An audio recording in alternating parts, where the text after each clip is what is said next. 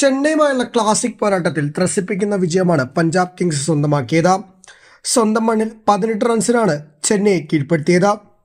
ആദ്യം ബാറ്റ് ചെയ്ത പഞ്ചാബ് കിങ്സ് നേടിയത് 219 റൺസാണ്. മറുപടി ബാറ്റിംഗിൽ ചെന്നൈയുടെ ഇന്നിംഗ്സ് 201 അവസാനിച്ചു. അവസാന ഓവറുകളിൽ തകർത്തടിച്ച ധോണി പ്രതീക്ഷ നൽകിയെങ്കിലും ഈ മത്സരവും അത് സംഭവിച്ചില്ല. മധ്യ ഓവറുകളിലെ മെല്ലെപ്പൊക്ക് തന്നെയാണ് ചെന്നൈക്ക് വലിയ രീതിയിൽ സമ്മർദ്ദമുണ്ടാക്കിയത്.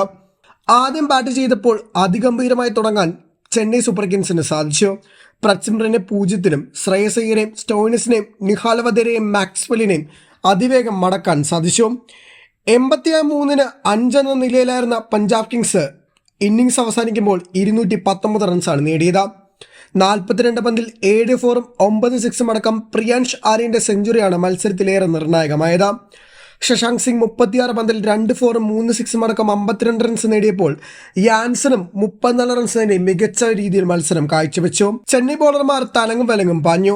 അശ്വിനും കലീൽ അഹമ്മദും 2 വിക്കറ്റ് വീതം നേടിയപ്പോൾ മുകേഷ് ചൗധരിയും നൂർ അഹമ്മദും ഓരോ വിക്കറ്റ് വീതം സ്വന്തമാക്കി. മറുപടി ബാറ്റിംഗിൽ നല്ല തുടക്കം ചെന്നൈ സൂപ്പർ കിങ്സിന് ലഭിച്ചു. 61 റൺസിന്റെ ആദ്യ വിക്കറ്റ് കൂട്ടുകെട്ടിന് ശേഷം ഗെയ്ക്വാദിനെയും രച്ചിൻ രവീന്ദ്രയും അതിവേഗം നഷ്ടപ്പെട്ടു. 49 പന്തിൽ 69 റൺസ് നേടി നിൽക്കുമ്പോൾ ഡെവൻ കോൺവേ അവസാന ഓവറുകളിലേക്ക് എത്തിയപ്പോൾ റിട്ടയർഡ് ഔട്ടായി. ശിവൻ ദുബയെ ക്ലീൻ ബോൾഡാക്കി ലോക്കി ഫെർഗ്യൂസൺ മത്സരത്തിൽ വലിയൊരു വഴിത്തിരിവുമുണ്ടാക്കി. 27 പന്തിൽ 42 റൺസാണ് താരം നേടിയത്.